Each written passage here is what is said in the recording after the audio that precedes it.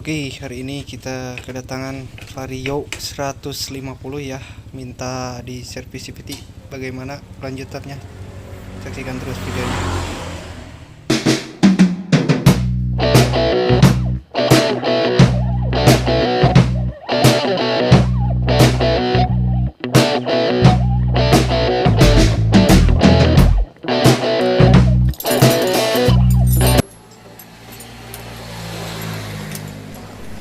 Nah, hari ini saya kedatangan Vario ya. Vario 150 yang minta di servis CVT-nya, katanya udah lama nggak servis-servis. Kebetulan ini ownernya atau pemiliknya itu cewek ya atau wanita ya. Oke, disimak terus videonya, nanti ada tips and trik dari saya, mungkin sedikit bermanfaat dan bisa diterapkan bagi para pemula yang mau mencoba membongkar motornya sendiri ya, terutama bisa motornya berjenis sama juga Vario atau mungkin motor matic yang lain juga ya.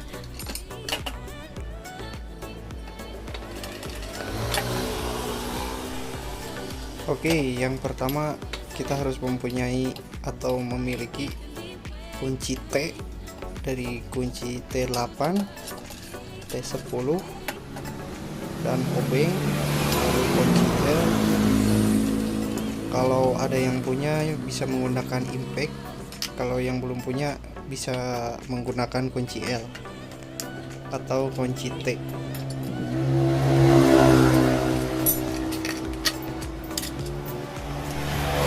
Seperti biasa, jika sudah ada kuncinya bisa kita langsung mulai dengan membuka baut bermata 8 situ ya, menggunakan kunci T8 juga khususnya.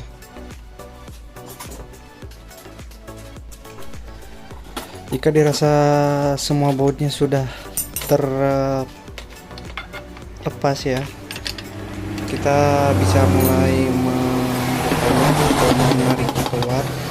Kalau agak sedikit seret seperti saya, bisa digetok-getok pakai palu ya, karena motor ini lama tidak diservis ya, pasti seret ya untuk membukanya ya.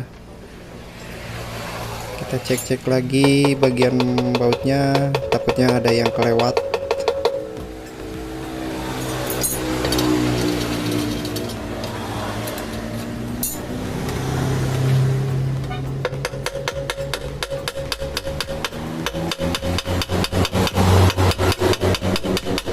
Biasanya macet seperti ini tuh disebabkan karena pen atau knob-nya ya itu berkarat atau korosi.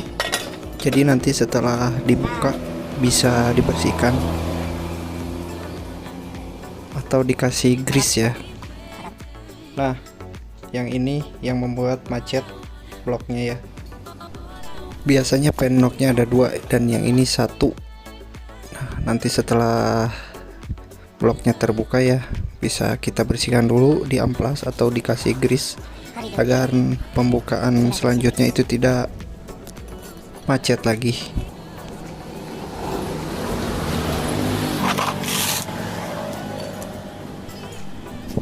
Untuk membuka puli depan kita bisa menggunakan special tools ya atau tracker. Kebetulan saya menggunakan jenis yang play kayak gini ya, atau mungkin teman-teman ada yang mau punya tracker yang lebih proper, bisa di share ke saya atau di komen di kolom komentar di bawah ya, untuk mereview atau mencoba untuk saya gunakan nanti di bengkel juga.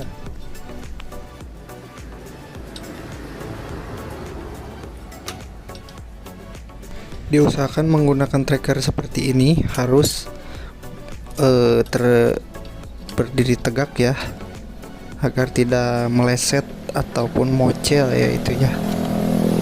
Dan untuk kunci puli depannya bisa menggunakan kunci shock 22, mata shock 22.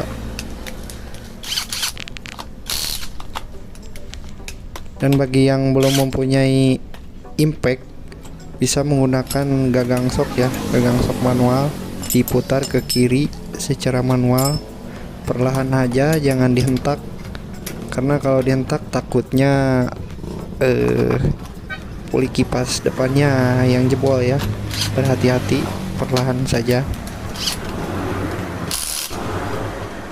Setelah baut pulinya terlepas, as pulinya, selanjutnya kita membongkar mur rumah kampas otomatis ya, atau kampas ganda menggunakan tracker yang pen bell seperti ini, dan juga menggunakan ring, kunci ring 39. Untuk cara pembukanya sendiri seperti ini, bisa disimak videonya.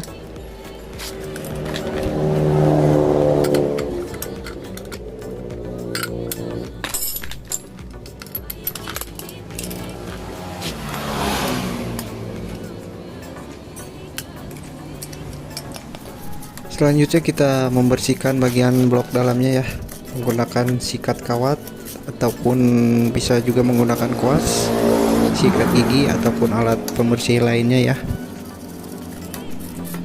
Sambil membersihkan, kita juga harus mengecek bagian seal-seal asnya ya, as puli, as krek as, ataupun as depan ataupun as belakang. Dirasa cukup aman ataupun tidak ada rembes ataupun bocor, bisa langsung ke tahap penyemprotan.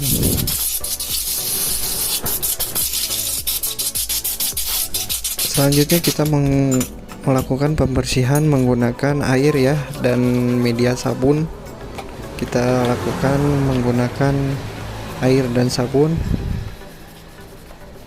karena saya rasa menggunakan air dan sabun itu bisa lebih bersih, lebih kesat, dan bisa menghemat menggunakan bensin ya, karena harga bensin cukup lumayan mahal. Jadi buat saya alternatif menggunakan air dan sabun. Jika kita menggunakan air dan sabun, diusahakan setelah pencucian kita harus menyemprotnya menggunakan tekanan angin ataupun semprotan angin dari kompresor ya, agar media blok yang kita bersihkan itu kering dan bersih juga ya. Nah, setelah dirasa cukup kering dan bersih, kita selanjutnya membersihkan bagian part yang lain ya, bagian seperti rumah roller, mangkok otomatis, kampas ganda, kecuali puli belakang ya, kita tidak cuci menggunakan air karena di situ ada bearing dan ada kandungan grease-nya juga ya. Jadi kita kecualikan untuk puli belakangnya yang itu ya. Kenapa di sini saya menggunakan air dan sabun? Karena buat saya menggunakan itu adalah alternatif selain menggunakan bensin ya. Saya lebih memilih alternatif menggunakan air dan sabun. Setelah semua spare part yang tadi kita cuci, langsung kita semprot ya menggunakan angin kompresor ya, sampai benar-benar kering. Dan di sini saya setelah menyemprotnya, saya melakukan penjemuran ya, atau pemoean kalau bahasa Sunda. Dijemur dulu supaya benar-benar kering ya.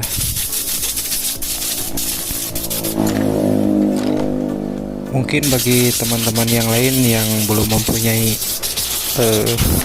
semprotan angin seperti saya, bisa menggunakan lap juga ya. Dilap aja, dilap semuanya sampai kering.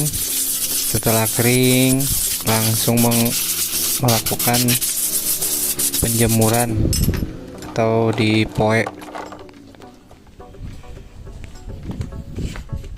Oke guys, serada deh emang garing meureun nya.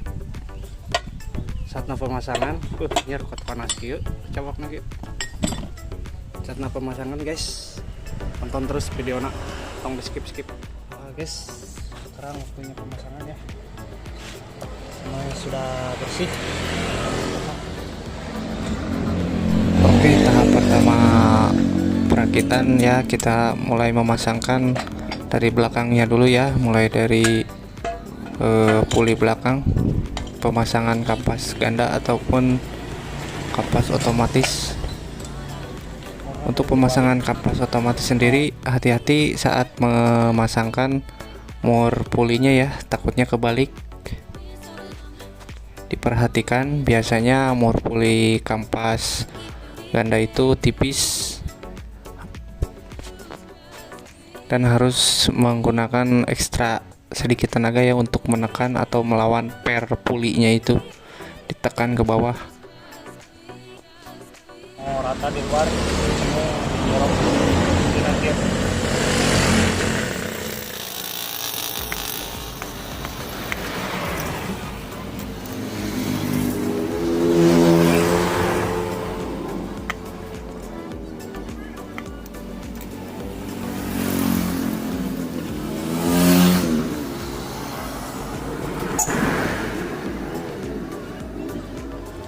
Kan kilo 2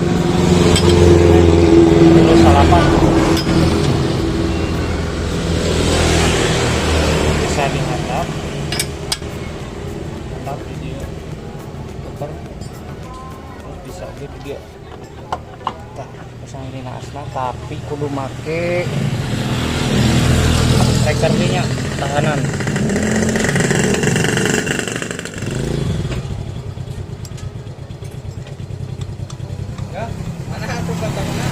Itu enggak banyak.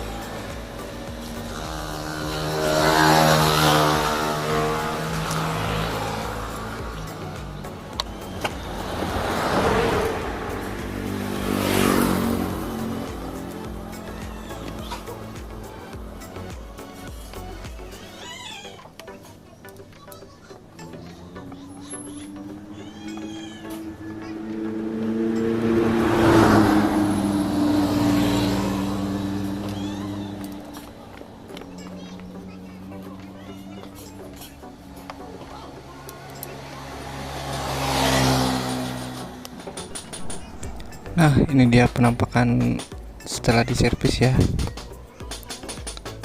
Sekarang motornya sudah bisa dihidupkan. Terima kasih yang sudah menonton. Bisa di like, comment, and subscribe. Yang tidak suka bisa like, yang suka bisa like. Hatur nuhun sadayana. Assalamualaikum warahmatullahi wabarakatuh.